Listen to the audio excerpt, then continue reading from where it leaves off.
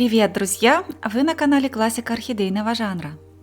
Сегодняшнее видео будет очень емким и разнообразным, и, пожалуй, его следовало разделить на два, но это будет очень сложно сделать.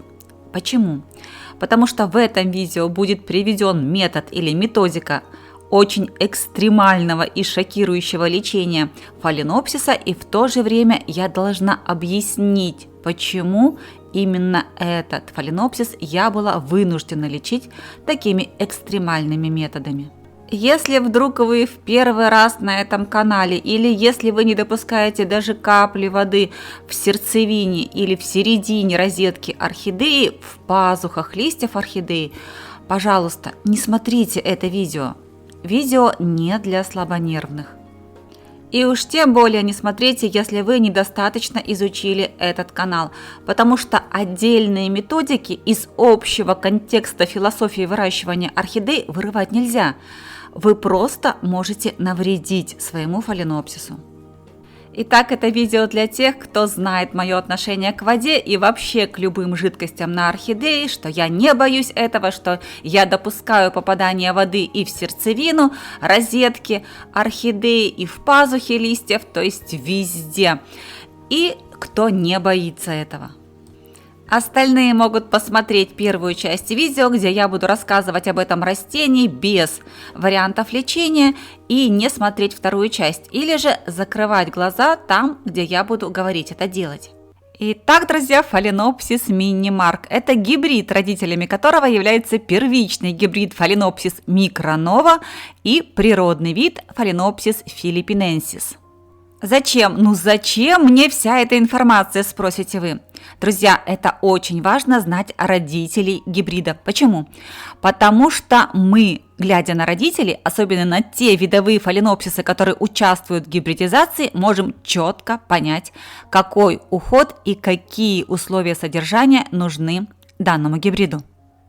Итак, друзья, наш сегодняшний герой – это фаленопсис теплого содержания, то есть какие-то пониженные температуры для его зацветания ему абсолютно не нужны.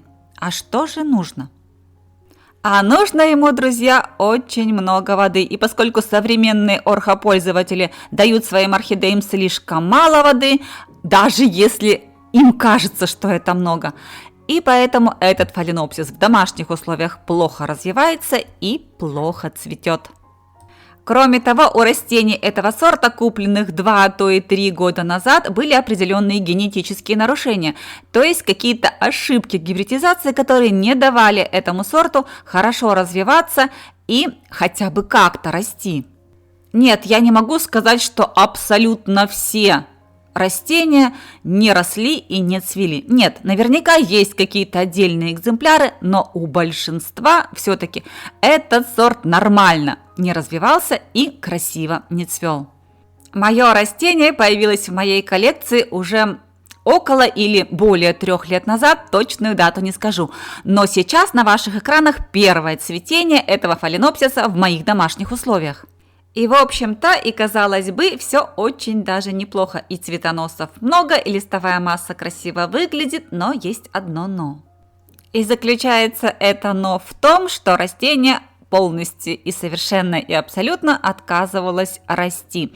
Да, все эти 3 года растение цвело, но не росло. И пока я говорю все это, на ваших экранах меняются фотографии, а вместе с ними даты, которые вы можете видеть в нижнем правом углу. Вы видите, вместе с фотографиями и датами на них меняются времена года за окном. Вот была весна и уже лето, а вот снова зима, а фаленопсис все цветет. Цветет и не растет от слова совсем. К слову сказать, это фаленопсис револьверного типа цветения, то есть после завершения одной волны цветения цветонос доращивается и образуются новые цветы. В одном из цветений длина цветоноса превысила 1 метр. Я закручивала цветонос вокруг горшка.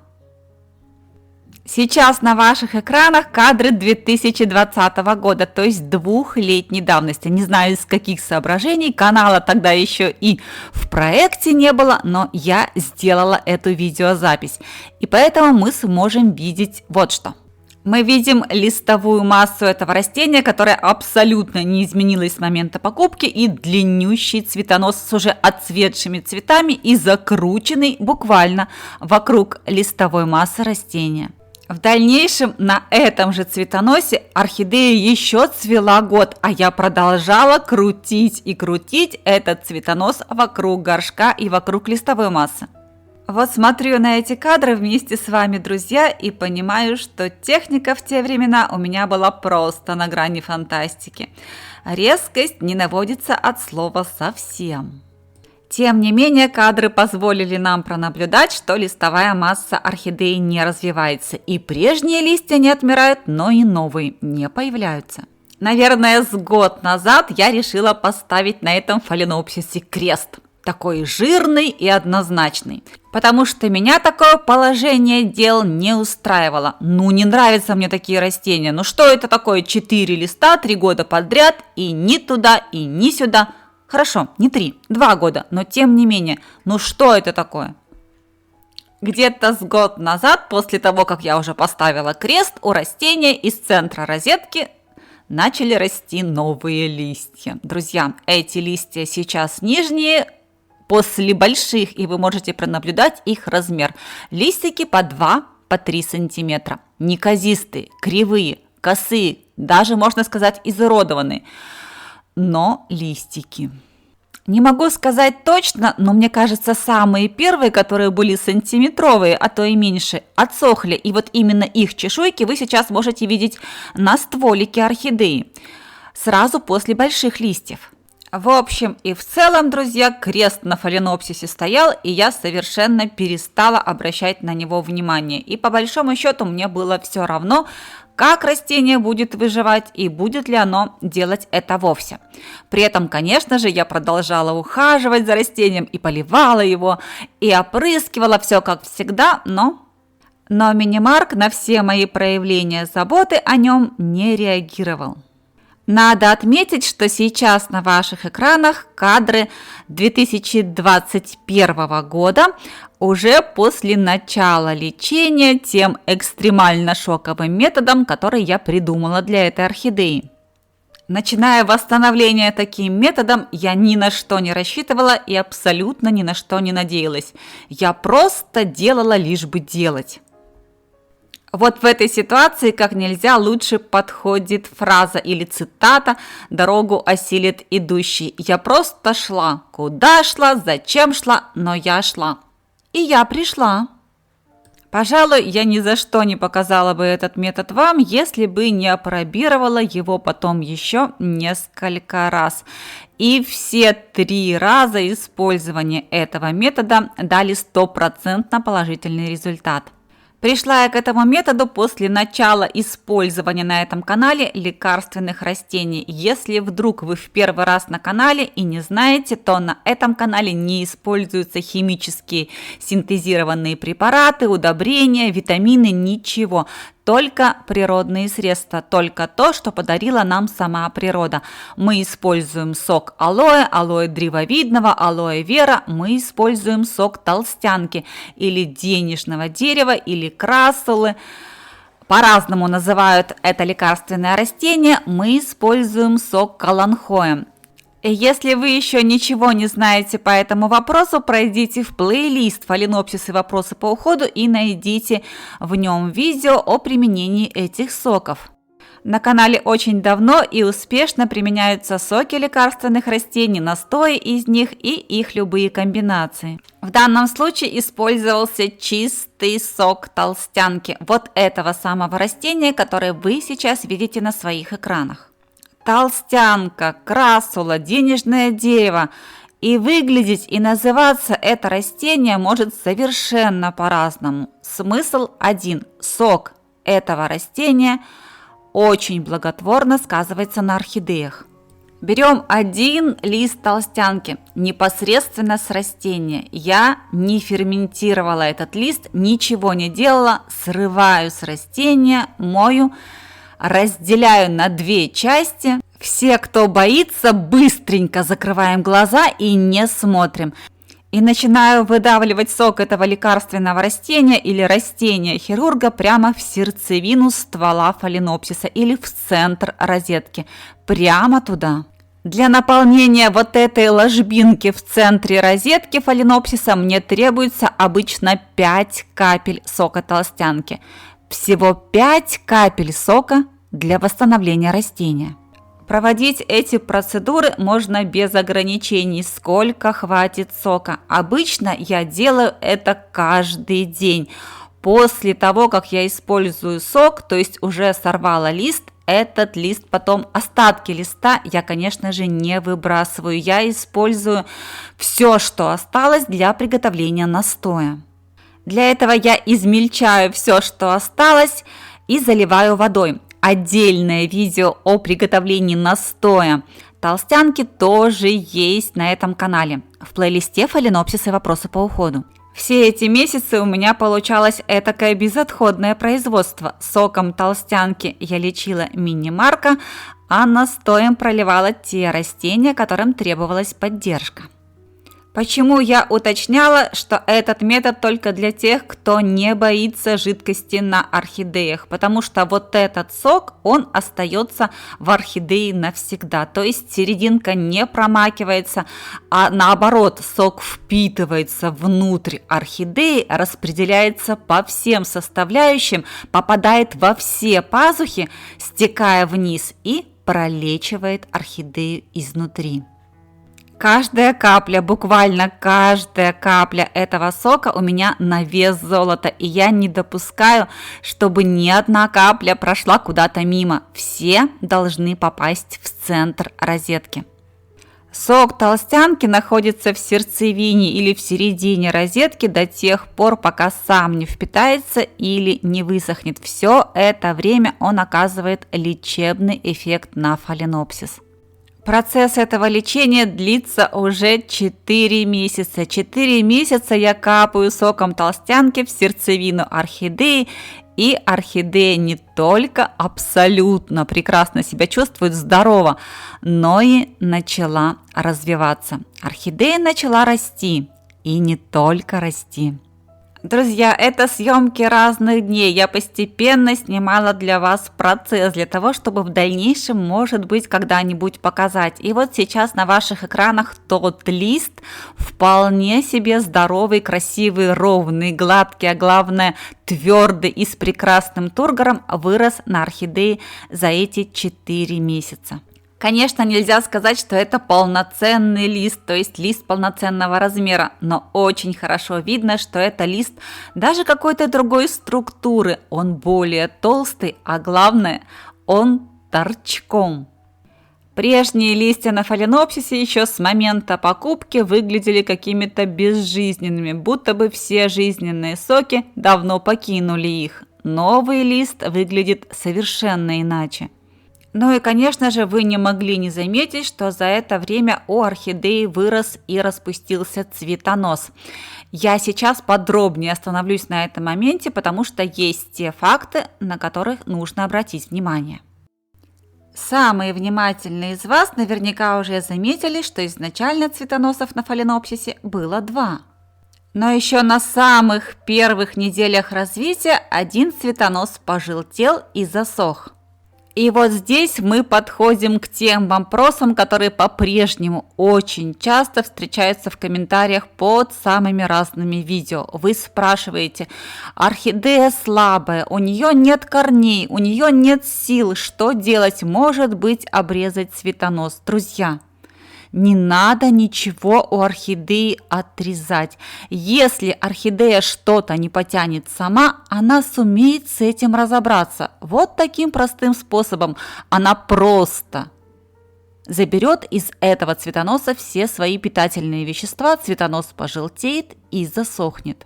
Таким образом, орхидея всем своим видом показала мне, что сил на обильное, пышное и полноразмерное цветение у нее еще не хватает. При этом орхидея продолжала наращивать корневую систему, отращивать лист и формировать новый красивый и полноценный цветонос. Но только один. Обратите внимание, и на этом кадре очень хорошо видно, что еще до сих пор зеленый цветонос от предыдущего цветения. Это подтверждает то, что орхидея постоянно и бесперебойно цвела на протяжении почти 3 лет. И одновременно мы можем наблюдать, как начинает развиваться новый цветонос. Цветонос цветения 2022 года. То цветение, которое мы сможем сегодня пронаблюдать в полном распуске.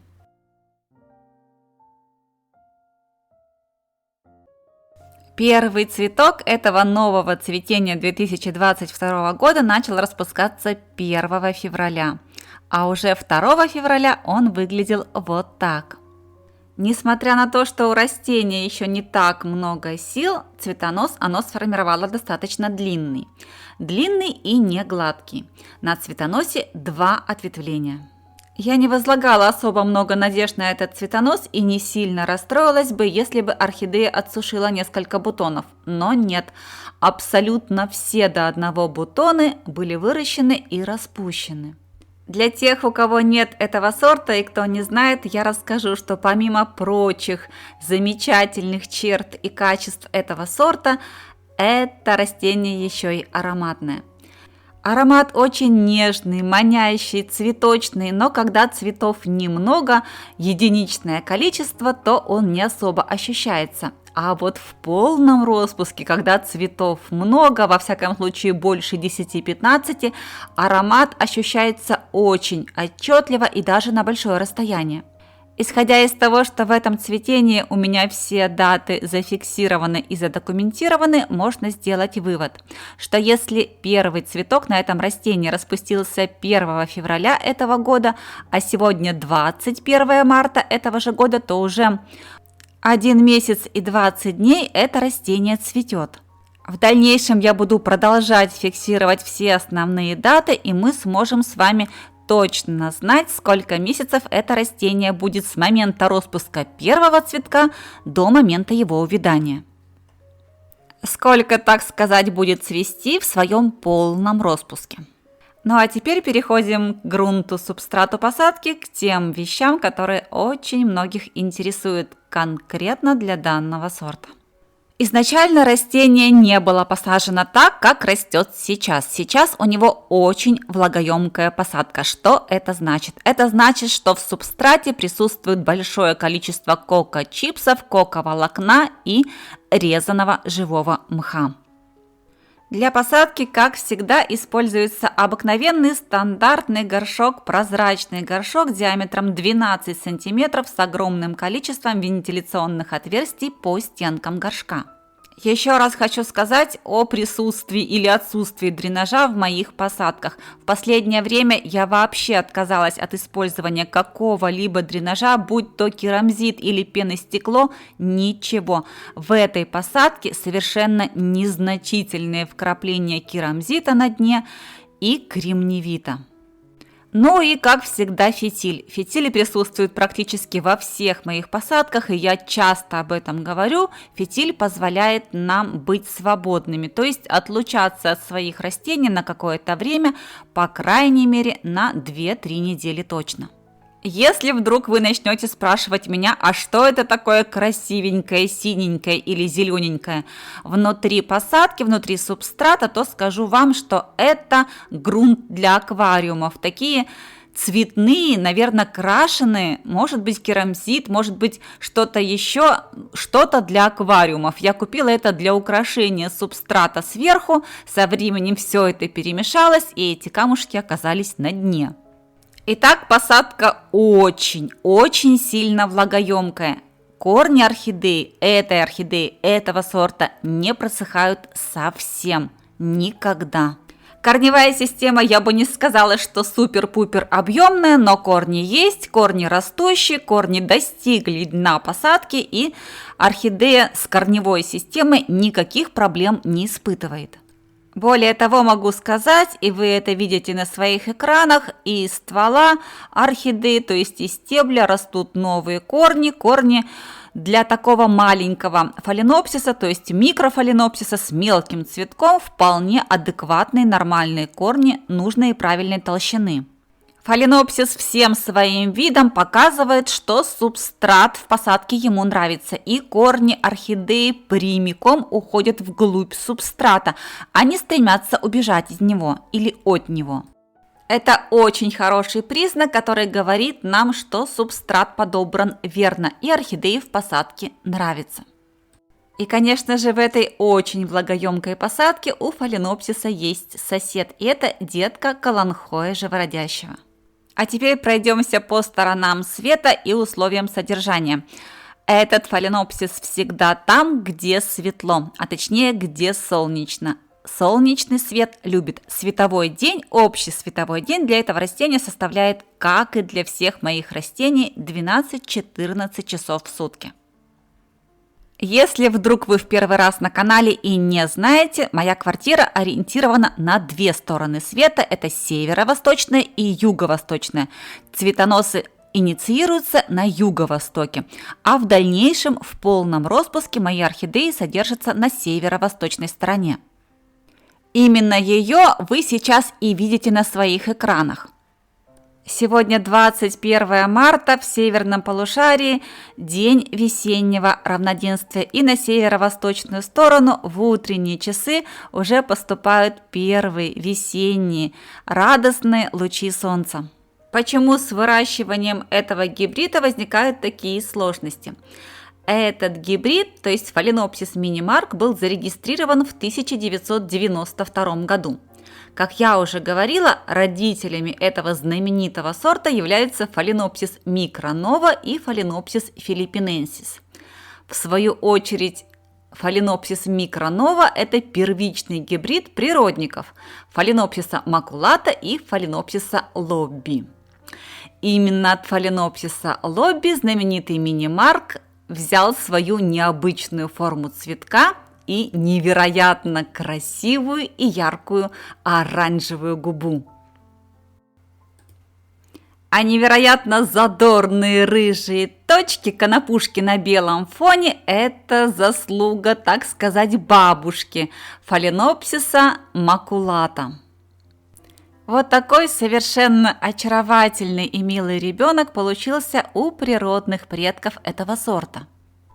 По температурному режиму содержания. Как я уже говорила ранее, этот фаленопсис относится к разряду теплолюбивых. А это значит, что температуры при его содержании не должны снижаться ниже 18 градусов Цельсия. Ну и, конечно, желательно контролировать верхние температуры, которые не должны превышать 28-30 градусов Цельсия.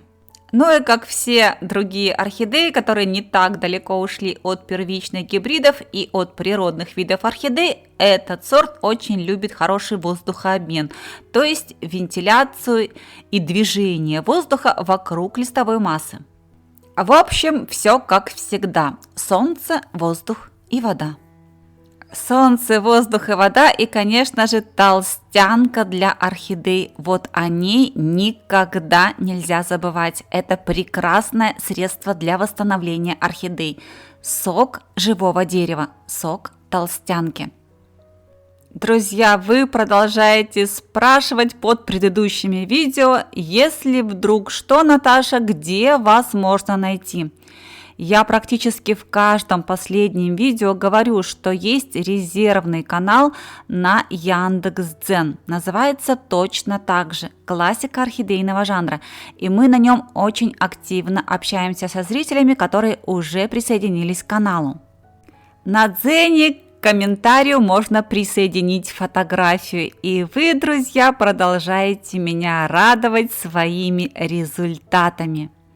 Элла Ковальская пишет: вот такой букет для меня на 8 марта. Первое домашнее цветение за 2,5 года. Благодаря вам, Наташа, вашим урокам. Спасибо.